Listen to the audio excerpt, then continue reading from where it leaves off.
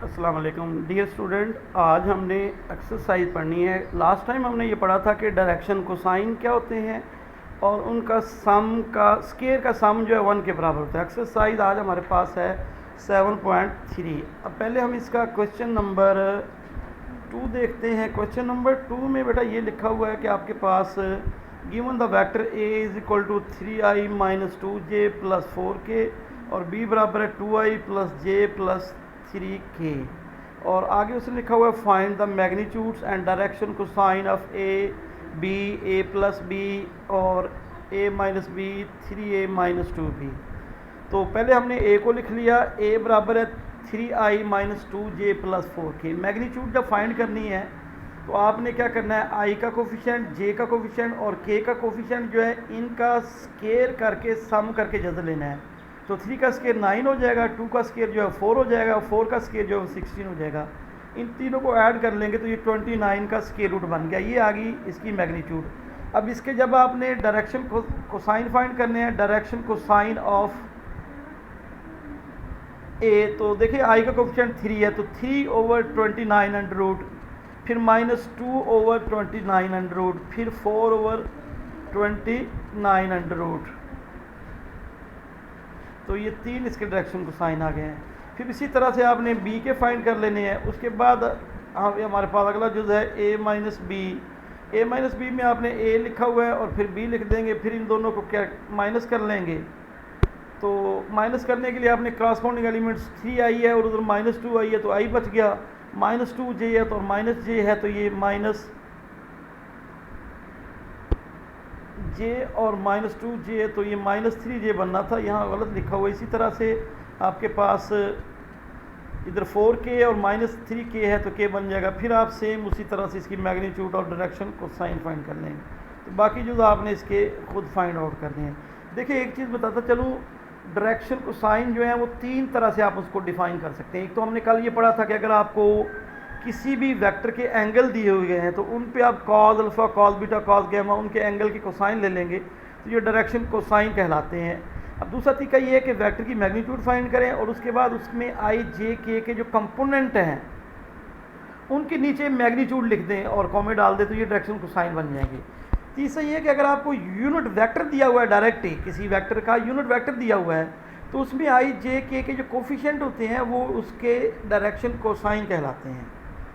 अब question number 3 की तरफ चलते हैं। क्वेश्चन नंबर 3 बेटा ये है कि आपके पास उसने लिखा हुआ है कि a line making angle alpha beta with x axis and y axis respectively find the gamma it makes with z axis respectively when first part alpha is equal to 45 and beta is equal to 60 degree.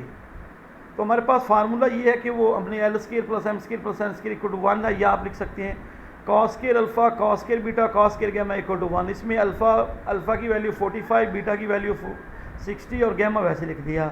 तो 1/2 का square किया, नहीं cos 45 जो 1/2 under root आता है तो उसका square किया तो 1/2 बन गया। कॉस 60 जो 1/2 आता है तो स्केयर किया तो 1/4 plus cos square gamma equal to 1 है। फिर कॉस स्केयर गैमा बराबर आ गया 1 माइनस 1/2 माइनस 1/4। फिर आप इनको एलसीएम वगैरह सिंप्लीफाई किया तो 1/4 आ गया। स्केयर रूल लिया तो इसका कॉस गैमा की वैल्यू होगी प्लस माइनस 1/2 है तो अल्फ़ा गैमा बराबर आ जाएगा कॉस इनवर्स ऑफ 1/2। अब cos inverse of plus minus 1/2 है तो 1/2 60 पे आ जाएगी और माइनस 1/2 जो है वो 120 पे आ जाएगी। सेकंड यूज़ है अल्फ़ा बराबर है 45, बीटा बराबर है 45। फार्मूला फिर लिखा आपने cos square alpha cos square beta cos square gamma equal to 1 है। अल्फ़ा बीटा की वैल्यू पुट कर दी 45 कॉस 45 जो 1/2 अंडर रूट आता है तो इसका स्केयर किया तो 1/2 प्लस 1/2 तो ये 1 बन गया। उधर जाके इसको माइनस कर लेंगे आप तो ये 0 आ जाएगा, कॉस 0 आ गया, कॉस गैमा 0 आ गया तो गैमा बराबर आ गया कॉस इनवर्स ऑफ 0 तो gamma is equal to 90 degree. इसी तरह से इसका तीसरा जुज़ जो है ये आप खुद प्रूव कर लेंगे, सेम वैसे ही है। अब उसके बाद हम इसके क्वेश्चन नंबर 4 की तरफ चलते हैं। क्वेश्चन नंबर 4 जो है ये बड़ा इजी सा क्वेश्चन है। If a line making angle alpha making angle of equal magnitude with 3 axes find these angle. तो हमने ये लिख लिया कि let a line making angle theta with 3x, it mean कि अल्फ़ा जो है वो बीटा के बराबर है और ये गैमा के बराबर है, और तीनों की वैल्यू हमने थीटा लिख दी। फिर वही फार्मूला लिखा हमने कि cos square alpha cos square beta cos square gamma equal to 1 है। तो इसमें हमने अल्फ़ा की जगह पे थीटा, बीटा की जगह पे थीटा और गैमा की जगह पे थीटा लिख दिया। तो ये cos square cos square cos square, तो ये बन गया 3 कॉस स्क्वायर थीटा। 3 उसके बटे में ले जाएंगे, उसके बाद दोनों तरफ का जदर लेंगे, तो कॉस थीटा बराबर आ जाएगा 1/√3। तो थीटा बराबर आ जाएगा कॉस इनवर्स ऑफ 1/3 का स्क्वायर रूट। कैलकुलेटर है तो लिखते हैं, अदरवाइज इस यहाँ तक ही लिखा रहेगा, यही इसका आंसर है। और ये बड़ा इंपॉर्टेंट क्वेश्चन है ये। इसमें उसने ये कहा हुआ है कि line making angle of equal magnitude with 3 axes, यानी तीनों एंगल जो है वो एक जैसे हैं, एक्स एक्सिस के साथ, वाई एक्सिस के साथ, जेड एक्सिस के साथ। तो आपने क्या करना है, अल्फ़ा बीटा गैमा की जगह पे आपने थीटा लिख देना है। तो ये फार्मूला लिखा cos square alpha cos square beta cos square gamma, तो इसमें आपने अल्फ़ा बीटा गैमा की जगह पे थीटा लिखा, तो ये तीनों कॉस स्क्वायर थीटा बन जाएंगे। तो 3 टाइम बन जाएगा, उसके बटे में ले जाएंगे 3 को, तो 1/3 आ जाएगा। स्क्वायर रूट लेंगे तो 1/3 का स्क्वायर रूट आएगा। उसके बाद इसका इन्वर्स फंक्शन अप्लाई कर दे तो theta is equal to cos inverse of 1/3 का स्क्वायर रूट बन जाएगा। अब उसके बाद आप आते हैं क्वेश्चन नंबर 1 की तरफ। ये मैंने आखिर पे करवाना था, छोड़ा हुआ है। क्वेश्चन नंबर 1 में क्या है, ज़रा उसकी स्टेटमेंट देखते हैं। उसमें लिखा हुआ है कि जी 3 edges of a unit cube through O represents by the vector I, J, K respectively. Write the expression for the vector diagonal of the cube through O diagonal for the 3 faces. तो इसमें आपने ये unit cube एक figure draw करनी है। इसमें देखें P point जो है वो एक्स वाई जेड प्लेन में है, यानी उसके तीनों कंपोनेंट जो है 1 1 आ जाएंगे, ओरिजिन के कंपोनेंट 0 0 हैं। तो लिहाजा इसका ये जो ओ पी है, ओ आपको नज़र आ रहा है, ये वाला ओ है, ओ और पी।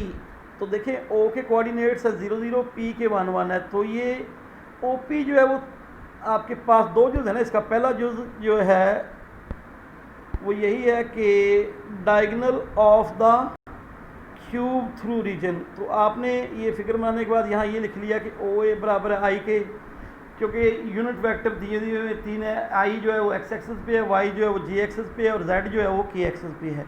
यानी आपके पास ओ ए जो है वो आई है, ओ बी जो है वो जे है, और ओ सी जो है वो के है। तो ये ओ है, मैं दोबारा इसको ज़रा आपको एक्सप्लेन कर दूँ। ये ओ है आपके पास।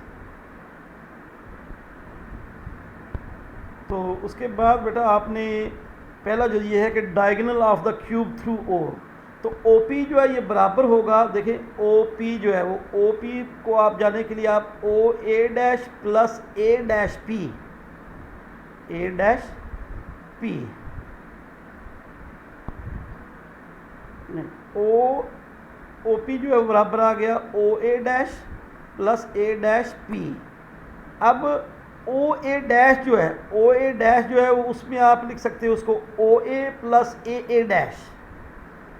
अब ओ ए जो है वो आई के बराबर है, और ए डैश जो है वो ओ बी के बराबर है। ए डैश किसके बराबर है, ओ बी के।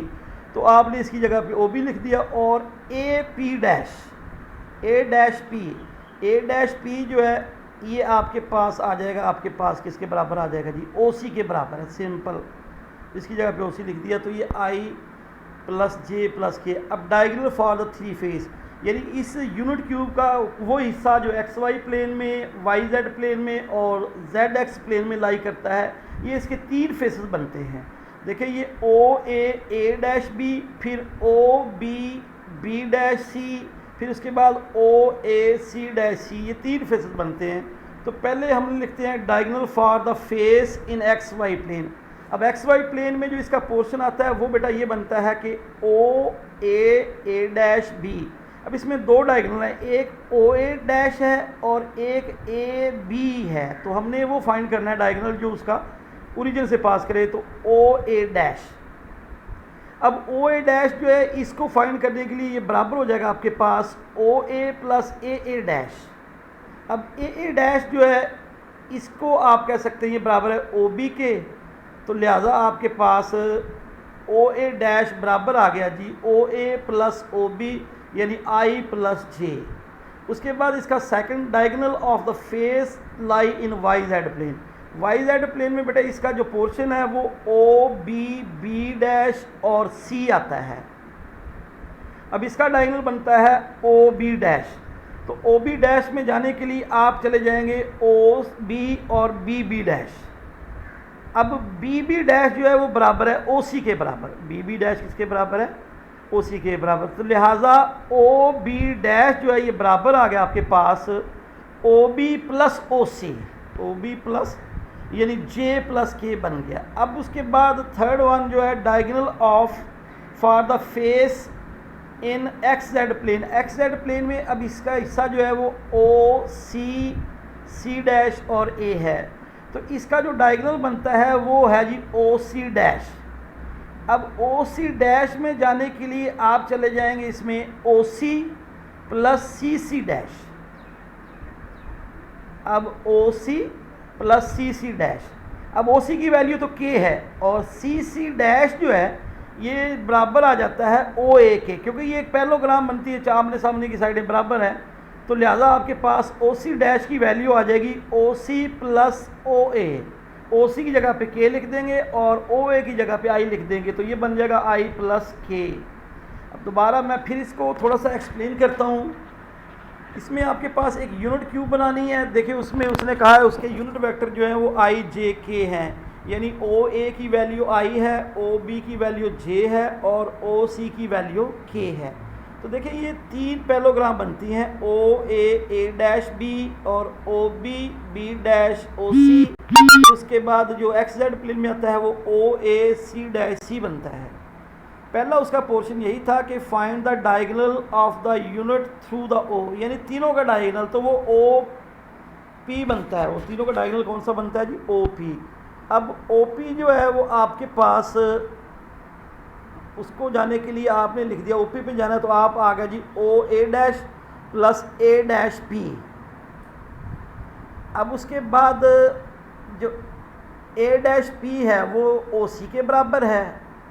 ए डैश पी किसके बराबर है?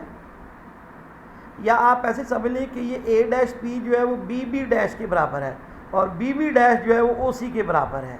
उसके बाद जो ओ ए डैश है इसको आप लिख सकते हैं ओ ए प्लस ए डैश। अब ए डैश जो है फिर ये वही चीज़ बन जाती है, ये बराबर आ जाएगा आपके पास उसकी इसकी वैल्यू लिख दी आपने। ए डैश की वैल्यू क्या आ गई? ये ओ बी के बराबर आ जाएगा, तो आई प्लस जे प्लस के। अब उसके बाद सेकंड यूज़ इसका ये था कि find the diagonal for the three faces.